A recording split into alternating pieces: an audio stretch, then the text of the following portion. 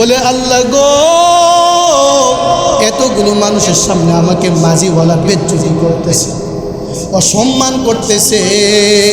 তখন আল্লাহ বলে, ও জিবরাইল ফেরেশতা, যা যা যা যা আমার বান্দাকে, আমার বন্ধুকে সবার সামনে ওই মাঝিওয়ালা বেজ্জতি করতেছে, অপমান করতেছে। আমি আল্লাহ বরদাস্ত করতে পারতেছি না, আমি আল্লাহ সহ্য করতে পারতেছি না। ও বিজলা নদীর মাছগুলা, যাও যাও, ওই বিজলা নদীর মাছকে অনুমতি দিয়ে দিল, মালিক ইবনে দিনারের জন্য স্বর্ণের টাকা নিয়ে হাজির হয়ে যাও। ওই বিজলা নদীর মাছ, এদের ভিতরে প্রতিযোগিতা শুরু হয়ে গেছে, লাফালাফি শুরু হয়ে গেছে। বলতেছে মাছের ভিতরে লাফালাফি শুরু হয়েছে, হওয়ার পরে বলতেছে, যদি আমি মাছ মালিক ইবনে দিনারের হাতটা লাগে তাহলে আমি ধন্য। গাছে চিনল, মাছে চিনল আল্লাহওয়ালাকে, কিন্তু আমরা মানুষ হয়ে আল্লাহওয়ালাকে চিনি না। আজকে দেখা যায় আলেম ওলামাকে অকট্ট ভাষায় গালিগালাজ করে। কি করে আলেমদের ব্যাপারে না যাই না কথা বলি, ঠিক না, গুনাহ হবে না। ওই মালিক ইবনে দিনার রহমাতুল্লাহি আলাইহি যখন আল্লাহর কাছে বারবার সাহায্য চাইতেছে, মাছের ভিতরে প্রতিযোগিতা শুরু হয়ে গেছে, মাছের ভিতরে কারাগারি শুরু হয়ে গেছে। মাছরা বলতেছে, যদি আমি আগে স্বর্ণের টাকা নিয়ে হাজির হই, আল্লাহর ওলির হাতটা আমার বুকের মধ্যে লাগে, তাহলে আমি মাছ ধন্য হয়ে যাব। আমি মাছের মতো ধন্য আর কেউ হইতে পারবে না, অন্য কোনো মাছও হইতে পারবে না। এইভাবে বলতেছে, দেখে মাছ লাফালাফি শুরু করছে, স্বর্ণের টাকা নিয়ে হাজির। ওই মাঝি একবার আল্লাহ ওলির দিকে তাকায়, আর একবার স্বর্ণের টাকার দিকে তাকায়। তখন মাঝি চোখ দিয়া পানি পড়ে আর বলি, ওরে আল্লাহর ওলি, আপনাকে চিনতে পারি নাই, আমাকে মাফ করে দেন। আল্লাহর ওলি, আমি আপনাকে বুঝতে পারি নাই, এতগুলো মাছ আপনার জন্য টাকা নিয়ে হাজির হয়ে গেল, আমি তো আল্লাহর ওলি বুঝতে পারি নাই, আমাকে মাফ করে দেন। তখন আল্লাহর ওলি বলে, কিসের মাফ করব, অপমান তো আমাকে কম করো নাই।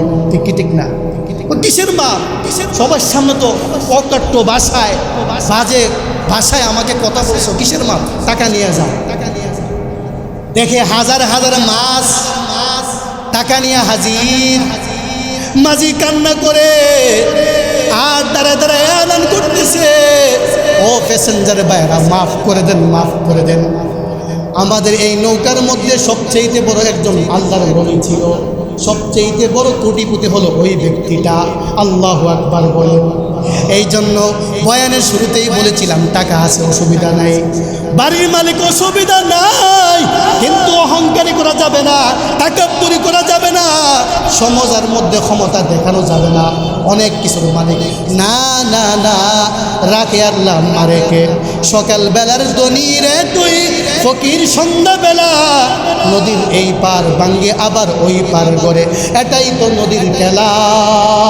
সকালবেলার ধনী রে তুই, ফকির সন্ধ্যাবেলা।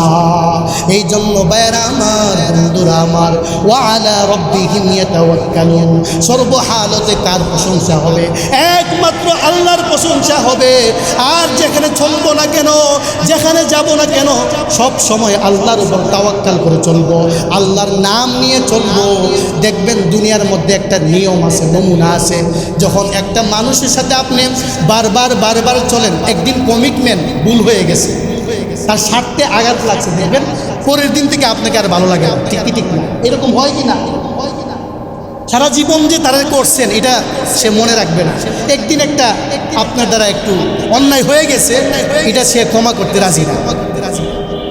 এই জন্য ভাইয়েরা আমার, বন্ধুরা আমার, যদি আপনি ওই বন্ধুর সাথে ভালোবাসা না রাইকা, মান আহাব্বা লিল্লাহ, হ্যাঁ রাখতেন আল্লাহর জন্য, যতটুকু ভালোবাসতেন আল্লাহর জন্য বাসতেন, বাকিটা আল্লাহকে সব সময় বাসতেন, তাহলে আল্লাহ বলে, বান্দা আমি আল্লাহ তোমার জন্য সব সময় অভিভাবক, গার্ডিয়ান হয়ে যাইতাম। রাসূল আরবি সাল্লাল্লাহু আলাইহি ওয়াসাল্লাম, আল্লাহর নবী একদিন আল্লাহর দরবারে কান্না করতেছে, আল্লাহ, মক্কার জমিনে কাফেররা, বেঈমানরা অনেক অত্যাচার করে গো আল্লাহ, আমার তো শক্তি নাই কাউকে হেদায়েত করতে পারবো, আমার শুধু দায়িত্ব দাওয়াত দেওয়া, হেদায়েতের মালিক আল্লাহ তুমি। তখন রাসূল আল্লাহর কাছে প্রিয় ভাবে, আল্লাহর কাছে নিজের মনে কইরা, আপন মনে কইরা আবু জেহেল, ওমর ইবনুল খাত্তাব, খাত্তাবের ছেলে ওমর, ওই দুই ব্যক্তির জন্য দোয়া করতেছে, আল্লাহ এই দুই ব্যক্তিকে ইসলামের জন্য, দ্বীনের জন্য, কুরআনের জন্য কবুল করে নাও, বারবার দোয়া করতেছে। অপরদিকে আবু জেহেল, উতবা, সাইবা, তারা বলতেছে খাত্তাবের ছেলে, মক্কায় একজন লোক আসছে, সে প্রতিদিন বানায় কথা বলে, মানুষকে মিথ্যাচার করে, সে বলে আল্লাহ নাকি বলছে, অথচ আমরা গবেষণা করে দেখলাম সব সে বানিয়ে বলে। আলহামদুলিল্লাহি রাব্বিল আলামিন,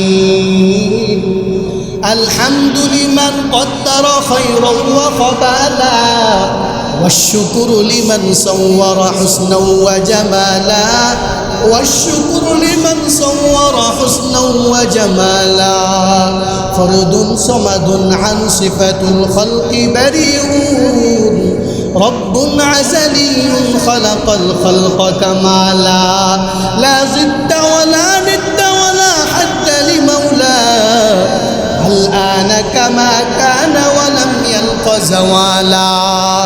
এই জন্য ভাইরা আমার, বন্ধুরা আমার, সর্ব অবস্থায় প্রশংসা হবে কার? একমাত্র মহান আল্লাহর প্রশংসা হবে রে ভাইরা আমার। দুনিয়ার মধ্যে যে পরিমাণ নিয়ামত আমাদেরকে দিচ্ছে, একটা নিয়ামতের প্রশংসা কিয়ামত পর্যন্ত যদি আদায় করে শেষ হবে না, মৃত্যু চলে আসবে, কিন্তু একটা নিয়ামতের প্রশংসা, শুকরিয়া, আল্লাহর কৃতজ্ঞতা আদায় করে শেষ করতে পারবো না।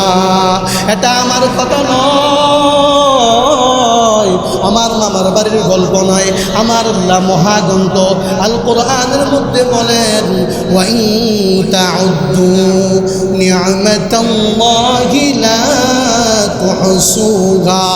ও বান্দা, তুমি যদি সারাদিন আমার নিয়ামত গণনা করো, হিসাব করো, ও বান্দা, তোমার হায়াত শেষ হয়ে যাবে, তোমার জিন্দেগি শেষ হয়ে যাবে। আমার নিয়ামত হিসাব করে তুমি শেষ করতে পারবা না। শেষ করা যাবে, শেষ করা যাবে। এখন যদি আমার আপনার নিঃশ্বাসটা বন্ধ হয়ে যায়, আমার আপনার যদি কথা বলার যে একটা শব্দ বন্ধ হয়ে যায়, উপায় আছে।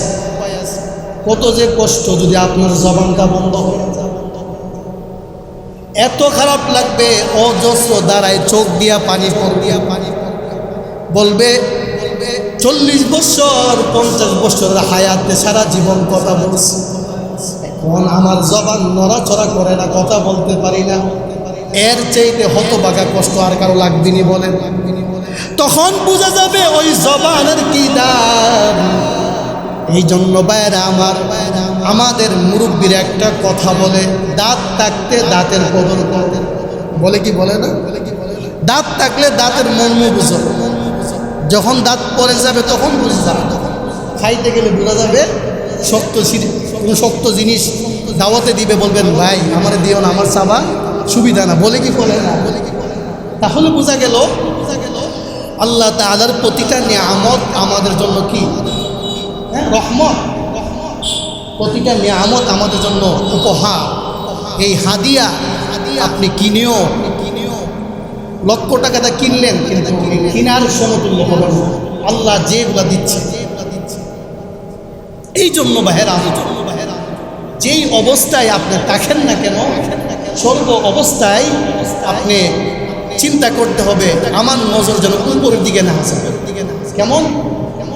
উমুক লোক এতগুলো বাড়ির মালিক হয়েছে, এত কিছু করছে, আমি কেন পারলাম না?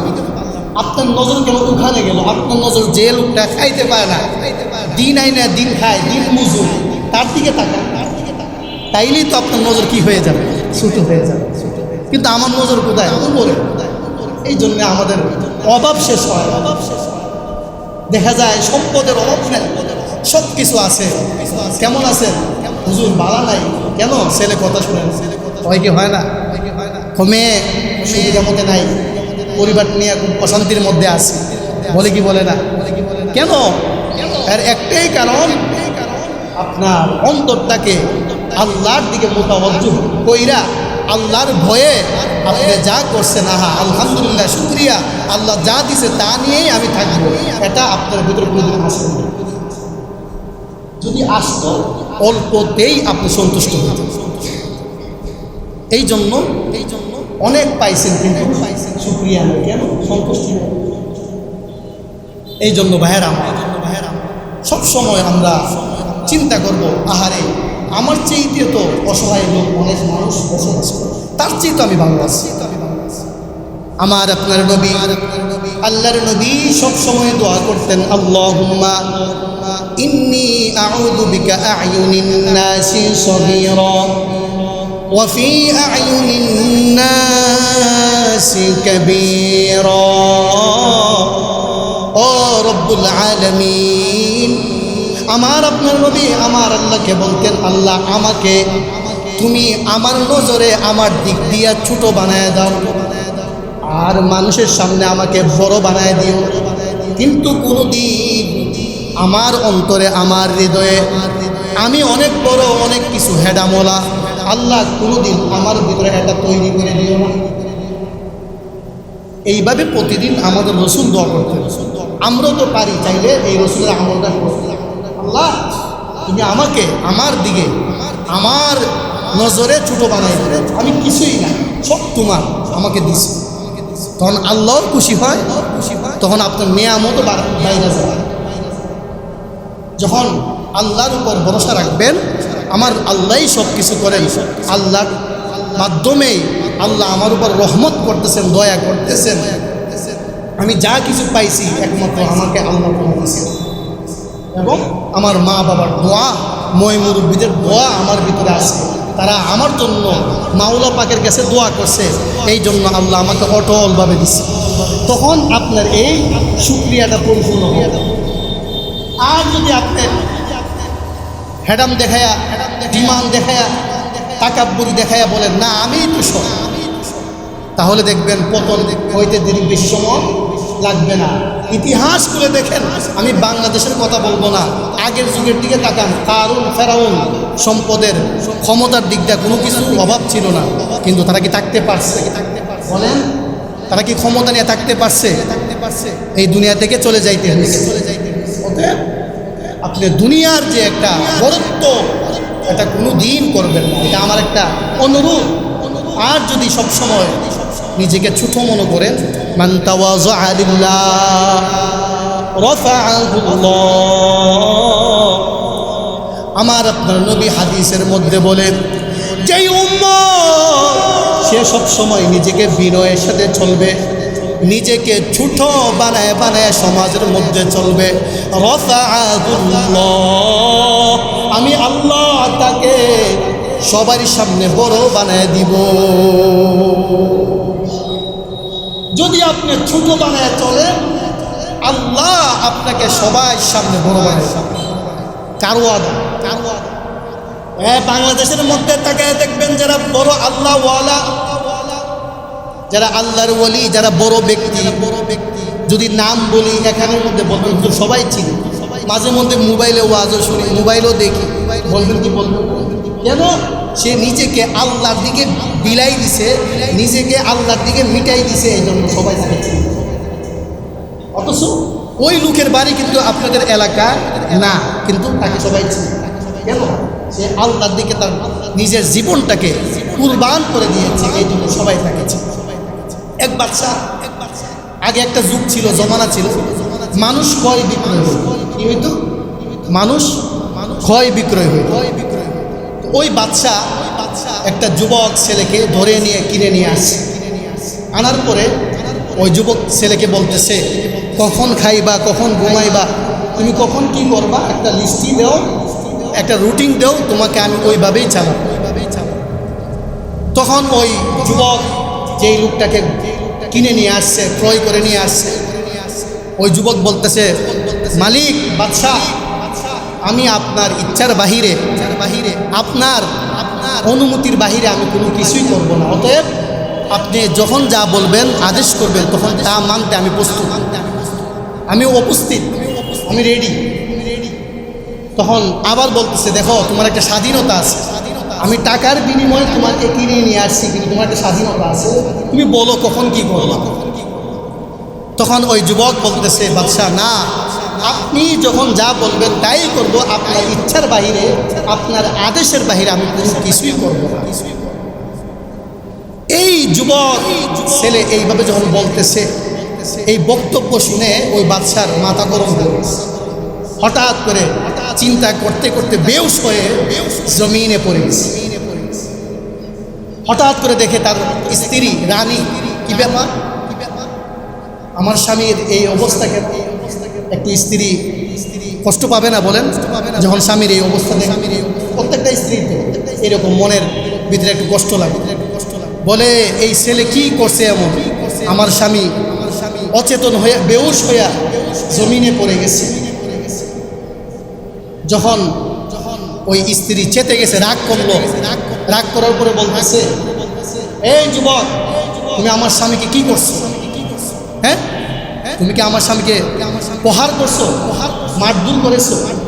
বলে, না রানী, আপনার স্বামীকে আমি কোনো কিছুই করি নাই। হঠাৎ করে দেখে ওনার স্ত্রী বাদশাহ তার জ্ঞান ফিরে আসছে। আসার পরে বলতেছে, ও আমার স্ত্রী, ওই ছেলের কোনো দোষ নাই, আমার দোষ। বলেন না আল্লাহু আকবার। রানী, আমার কোনো অন্যায় যদি হয় থাকে আমার হবে, ওই যুবকের কোনো অন্যায় নাই। ওই যুবককে আমি টাকার বিনিময় কিনে নিয়ে আসছি। আমি তো কোনোদিন তাকে দুইটা চক্ষু দেই নাই, দুইটা হাত আমি ওই যুবককে দেই নাই, দুইটা পা তো আমি ওই যুবককে দেই নাই। একমাত্র শুধু টাকার বিনিময়ে আমি ওই যুবককে কিনে নিয়ে আসছি। যুবক যদি টাকার বিনিময় আমার অনুমতির বাহিরে কোনো কিছু না করে, আর যে আল্লাহ আমাকে অজস্র দ্বারাই নিয়ামত দিয়েছে, ওই আল্লাহর ইবাদত কয়দিন আমি করলাম? দুইটা হাতের তো প্রশংসা কোনোদিন করি নাই, দুইটা চক্ষুর প্রশংসা তো আমি কোনোদিন করি নাই, এই যে জবান দিছে ওই জবানের প্রশংসা তো আমি বাদশা কোনোদিন করি নাই। এত পরিমাণ নিয়ামত আমাকে আল্লাহ দিছে, কোনোদিন তো ওই নিয়ামতের প্রশংসা আমি আল্লাহর করি নাই। ওই যুবক যদি টাকার বিনিময়ে আমার কাছে সব কিছু বিলাই দিতে পারে, ওই যুবক যদি আমার আদেশের বাহিরে কোনো কিছুই করবে না, সে যদি ওই একটা গ্যারান্টি আমাকে দিতে পারে, আর যে আল্লাহ আমাকে ও রানী বানাইছে, তোমাকে বানাইছে, ওই আল্লাহ তো কোনোদিন আমার কাছে সম্পদ চাই নাই, টাকা চাই নাই, বাড়ি গাড়ি চাই নাই, ওই আল্লাহ আমার কাছে একমাত্র মাওলা পাকের শুকরিয়া চাইছে। এইভাবে কান্না করে করে করে করে ওই রানীকে বলতেছে, রানী বলে, ও আমার স্বামী, আজকের থেকে মাওলা পাকের পরিচয় পেয়ে গেলাম। বলে, যুবক তুমি তো আমাদেরকে আল্লাহর পরিচয় শিখাই দিলে। আল্লাহু আকবার। রানী বলেন, আমিও তো জানতাম না এত পরিমাণ নিয়ামত আল্লাহ আমাদেরকে দিচ্ছেন। হ্যাঁ বাদশাহ ও আমার স্বামী, আপনার কথা বাস্তব, এত পরিমাণ সম্পদের মালিক আল্লাহ তো কোনোদিন সম্পদ আমাদের কাছে চায় না। অজস্র দ্বারাই বাতাস দিতেছেন, রিজিক দিতেছেন, কোনোদিন তো আল্লাহ চায় নাই। আল্লাহ কোনোদিন আমাদের কাছে, ও তোমার দুইটা বাড়ি আছে, তিনটা গাড়ি আছে, আমি আল্লাহ কোনোদিন চাইব না একটা দিন তুমি একমাত্র আমি আল্লাহকে যদি আল্লাহ বলে ডাকো, ওই জিনিসটাই আমি আল্লাহ সব সময় চাই। এই জন্য যখন যেখানে থাকি না কেন আল্লাহর ইবাদত থেকে নৈরাশ হওয়া যাবে না। আযাব গজব মহামারী আসবে, বিপদ আসবে, কিন্তু আল্লাহর নাম থেকে নৈরাশ হওয়া যাবে না। এবার আসুন যে আয়াত তেলাওয়াত করেছি আমার আল্লাহ বলেন ইন্নামাল মুমিনুনা আল্লাযীনা ইযা যুকিরাল্লাহু ওয়াজিলাত কুলুবুহুম ওয়া ইযা তুলিয়াত আলাইহিম আয়াতুহু যাদাতহুম ঈমানা ওয়া আলা রাব্বিহিম ইয়াতাওয়াক্কালুন। আমার আল্লাহ বলেন ঈমানদার তারা, মুমিন যারা, যারা ঈমানওয়ালা মুমিন আল্লাহর ফরহেজগার বান্দা, তাদের গুণ হবে ওয়াজিলাত কুলুবুহুম, যেখানে আমি আল্লাহর কোরআনের তেলাওয়াত শুনবে, যেখানে আমি আল্লাহর প্রশংসা শুনবে, যেখানের মধ্যে শুনবে হাইয়া আলাস সালাহ, আসো নামাজের দিকে আসো, যেখানে এই সমস্ত শব্দগুলো শুনবে ওই বান্দাটা আর দেরি করবে না, 1 সেকেন্ড আর ত্বরান্বিত করবে না, যথা সময়ে আমি আল্লাহর দরবারে হাজির হয়ে যাবে, আল্লাহু আকবার বলে নামাজটা আদায় করে নিবে, আমি আল্লাহর প্রশংসা সর্বহালতে করবে। আমি আল্লাহ বললাম ওয়াজিলাত কুলুবুহুম ওয়া ইযা তুলিয়াত আলাইহিম, তখন আমি ওই বান্দার ঈমানটাকে আরো বাড়ায় দেই। তখন আল্লাহ ওই সমস্ত বান্দাদের ঈমানকে আরো বাড়ায়। আল্লাহ বলে শুধু বান্দার ঈমান বাড়াই দেয় না, ইন্না আযাবি লাশাদীদ, আমি আল্লাহ শুধু তার ঈমানটাকে বাড়াই দেই না, তার ছোট ছোট গুনাহ পাপগুলো মুছে দিয়া নেক আমল দিয়া তার ইবাদতটাকে পাল্টায় দেয়। আপনি যে গুনাহ করছেন, আল্লাহর ইবাদতের কারণে আপনার গুনাহটাও আল্লাহ তাআলা ইবাদত দিয়া পাল্টায়। আল্লাহ বলে এখানে শেষ নয়, ওয়া আলা রাব্বিহিম ইয়াতাওয়াক্কালুন, যেই বান্দা আমি আল্লাহর উপর ভরসা রাখবে, যেই বান্দা আমি আল্লাহর উপর তাওয়াক্কাল করে চলবে, আল্লাহর উপর বিসমিল্লাহি তাওয়াক্কালতু আলাল্লাহ, যেই বান্দাটা সর্বহালতে ঘর থেকে বের হলো ব্যবসার দিকে উদ্দেশ্য, কিন্তু আমি আল্লাহকে ভুলে যাই নাই, বিসমিল্লাহ আমি আল্লাহর নামে শুরু করলো, আমি আল্লাহর উপর ভরসা রাখলো, তখন আমি ওই বান্দার পুরাপুরি জিম্মাদার হয়ে যাই। যদি কেউ আল্লাহর উপর ভরসা রাখেন সর্ব অবস্থায় সর্ব জায়গায়, আল্লাহ তখন তার জিম্মাদার হয়ে যায়। প্রিয় ভাইয়েরা আমার, বন্ধুরা আমার, এখানে শেষ নয়, অন্য আয়াতে আমার আল্লাহ বলেন আল্লাহু ওয়ালিয়্যুল্লাযীনা আমানু ইউখরিজুহুম মিনাজ যুলুমাতি ইলান নূর। ও বান্দা, তুমি আমি আল্লাহকে গার্ডিয়ান বানাও, আমি আল্লাহকে অভিভাবক বানাও, দেখবা তোমার লস হবে না, লস হবে না, লাভ হবে। অনেক সময় মালিক ইবনে দিনার রাহমাতুল্লাহি আলাইহি একজন বড় আল্লাহর ওলি, সবাই নাম শুনেছে, মালিক ইবনে দিনার এমন বড় আল্লাহর ওলি, জগৎ বিখ্যাত একজন বুজুর্গ। একদিন এক রাস্তা দিয়ে রওনা হয়ে গেছে।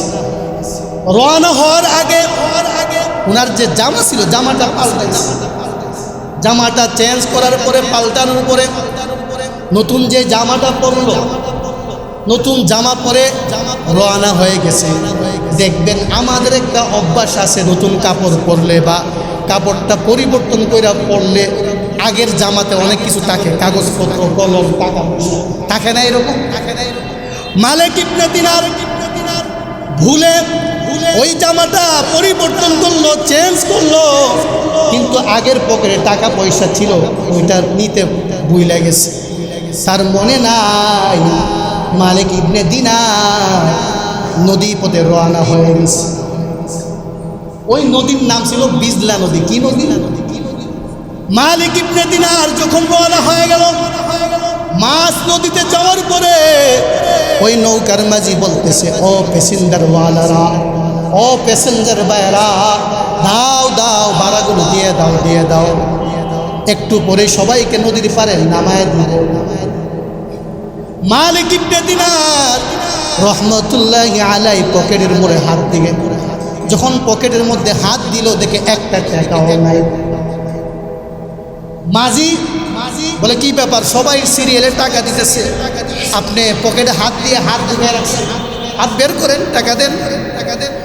মালিক ইবনে দিনার লজ্জায় পড়ে গেছে, অনেক প্যাসেঞ্জার মহিলাও আছে, কি করবে? মালিক ইবনে দিনার জগৎ বিখ্যাত একজন আল্লাহর ওলি, আল্লাহওয়ালা।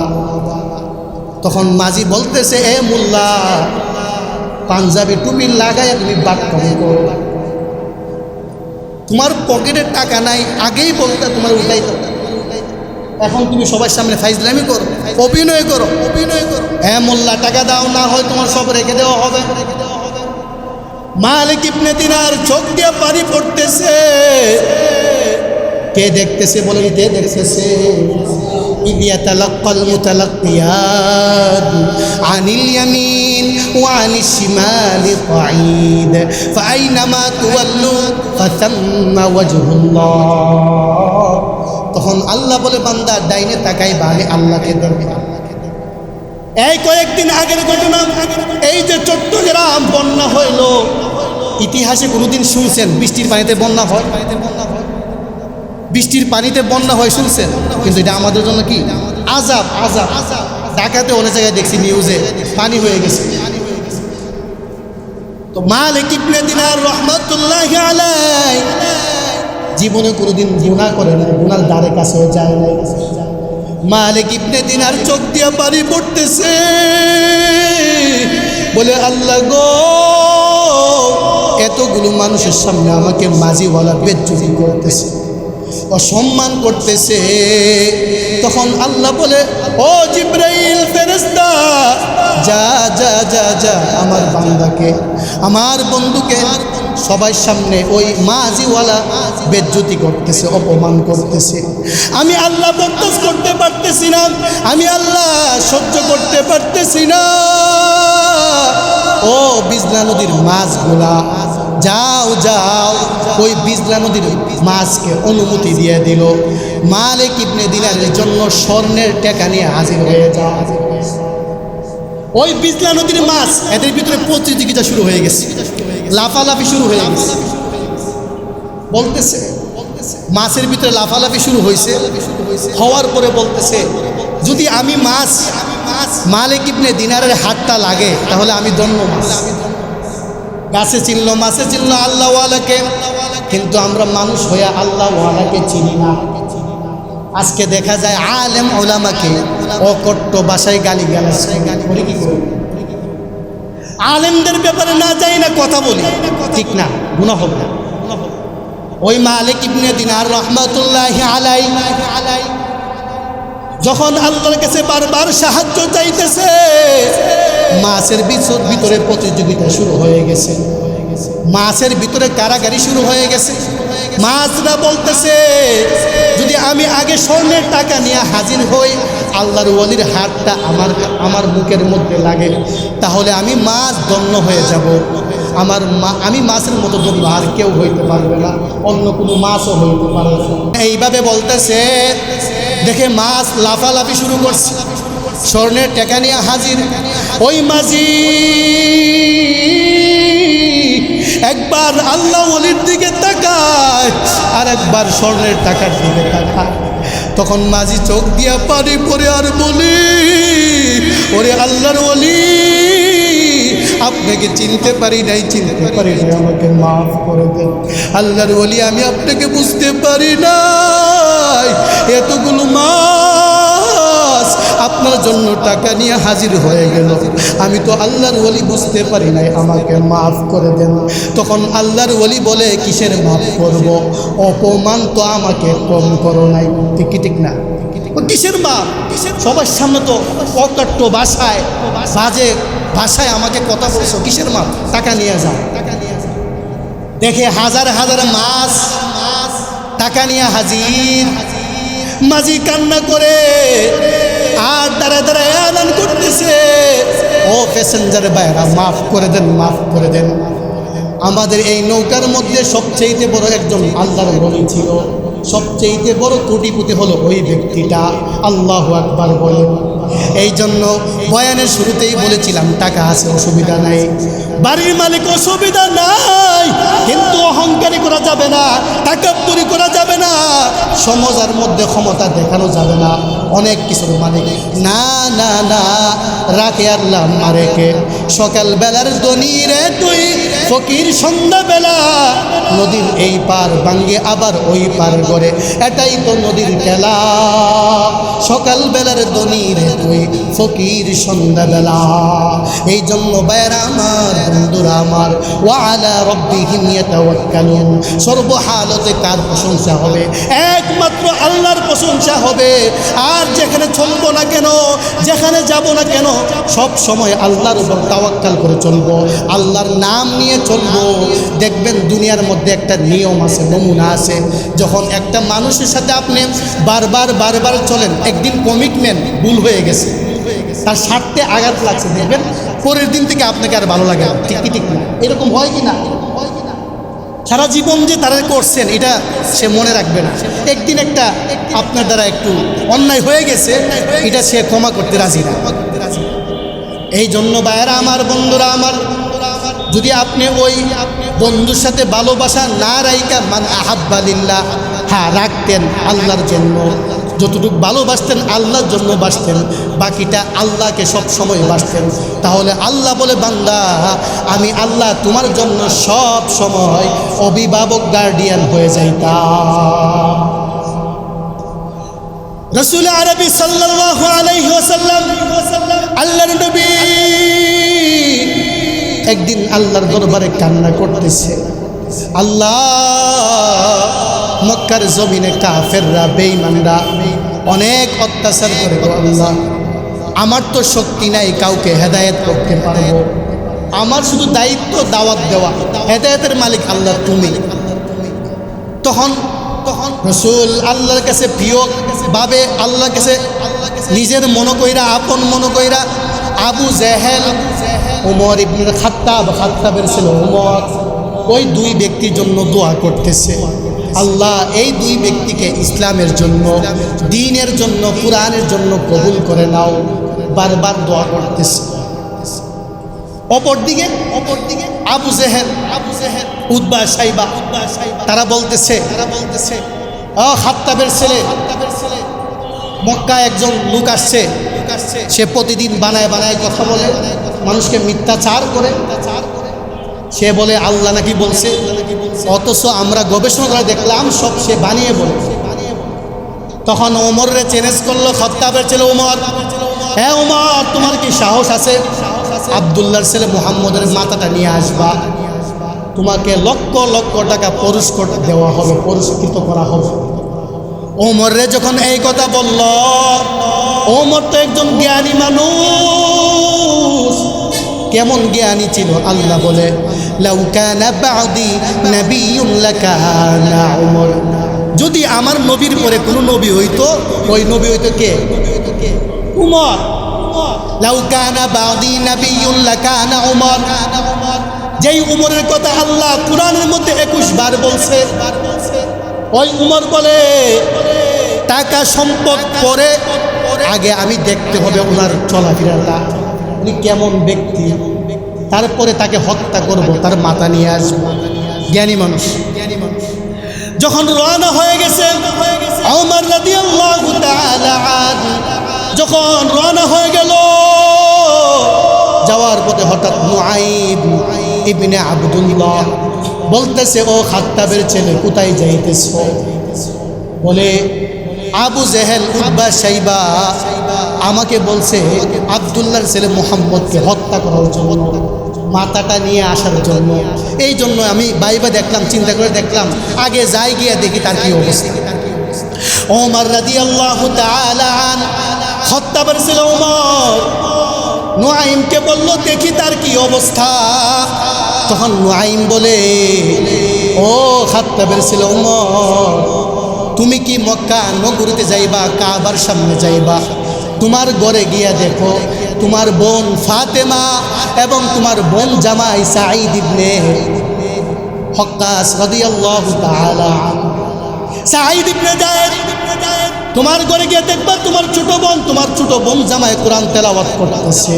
অতএব তোমার ঘরকে ঠিক করো, তারপরে তুমি মক্কা নবীতে যাও। উমর বলে কি ব্যাপার, আসলেই কি সত্য ঘটনা? তখন নুআইম রাদিয়াল্লাহু তাআলা আনহু বলছে, আমি কি তোমাকে বানায় বলতেছি? খাত্তাবের ছেলে ওমর আর দেরি করল না, গিয়া থেকে তার বোন ফাতেমা সাঈদ ইবনে যায়েদ ঘরের মধ্যে গুনগুনায় তেলাওয়াত করতেছে, তাহা মা আনজালনা আলাইকাল কুরআনা লিতাশকা ইল্লা তাযকিরাতাল লিমান ইয়াখশা তানজিলাম মিম্মান খালাকাল আরদা ওয়াস সামাওয়াতিল উলা আর রাহমানু আলাল আরশি ইসতাওয়া। তখন ওমর বলে, ও ছোট বোন, তুমি কি তেলাওয়াত করো? বলে, যেই আল্লাহ ভাইয়া তোমাকে বানাইছে ওই আল্লাহর মহাগ্রন্থ আল কোরআন তেলাওয়াত করো। সুবহানাল্লাহ। তখন তো ওমরের মাথা গরম হয়ে গেছে। যেই জায়গায় আমার বোন জামাই আল্লাহর পরিচয় পেয়ে গেছে, ওই জায়গায় তো আমি উপর টিকে থাকতে আর পারি না। ওমর আর দেরি করলো না, ওমর দৌড়ে রাসূলের দরবারে চলে গেল। পিছন দিক দিয়ে ওমর দেখতেছে রাসূল কোরআন তেলাওয়াত করতেছে, এত সুন্দর চেহারা। ওমর চুপি দিয়া দেখতেছি কোন রাত্রেবেলা প্রায় মাগরিবের সময় কিতাবে আসছে, নুজহাতুল মাজালিস নামক কিতাবের 2য় খণ্ডের মধ্যে লেখেন, ওমর রাদিয়াল্লাহু তাআলা আন একটা ফিলারের খাম্বার চিপা দিয়ে ওমর আমাদের রাসূলকে দেখতেছে। রাসূল তেলাওয়াত করতেছে, সূরাতুল ওয়াকিয়া তেলাওয়াত করতেছে, এত সুন্দর চেহারা। ওমর রাদিয়াল্লাহু তাআলা আন কোনদিন দেখে না। আল্লাহু আকবার। তখন বলতেছে, আবু জেহেল যা বলছে সব মিথ্যা কথা। আল্লাহু আকবার। রাসূলের এই অবস্থা দেখা ওমর কান্না করে আর বারবার কান্না করে বলে, জানি না কি অবস্থায় আমি আছি, এই দুনিয়া তো থাকার জায়গা না। আমাদের আগে যারা কাফের গেছে তারা তো থাকতে পারে নাই, অতএব আমি উমরও থাকতে পারবো না। যখন এইভাবে কান্না করে আর রাসূলের তেলাওয়াত শুনে বারবার মনটা নরম হয়ে গেল। ওয়াজিলাত কুলুবুহুম ওয়া ইযা তুলিয়াত আলাইহিম। আল্লাহ তাআলা যে বলছেন কোরআন তেলাওয়াত শুনলে মানুষের অন্তরটা ভয় লাগে, অন্তরটা কাইপা উঠে, ঈমান তাজা হয়। উমর তো এই অবস্থা হয়ে গেছে। তখন উমর কান্না করতে করতে ওই ফিলার নিচে পড়ে গেছে। রাসূল একটা আওয়াজ পাইছে কানের মধ্যে। কি ব্যাপার? মসজিদে নববীর মধ্যে কিসের আওয়াজ?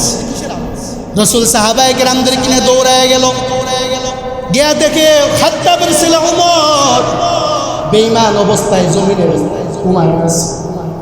রাসূলের যে চাদরটা ছিল, চাদর মুবারকটা উমরে বিছায় দিছে। আল্লাহু আকবার।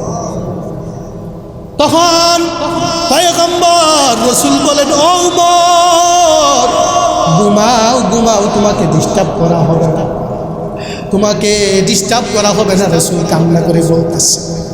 রাসূলের কান্না দেখে উমর বলে, পয়গম্বর আর দেরি কইরেন না রে পয়গম্বর, আপনার চাদর মুবারকটা আমাকে বিছাই দিছেন, আপনি হলেন রহমাতুল লিল আলামিন, দু জাহানের বাদশা আপনি পয়গম্বর, আমি উমর বেদিন কাফের।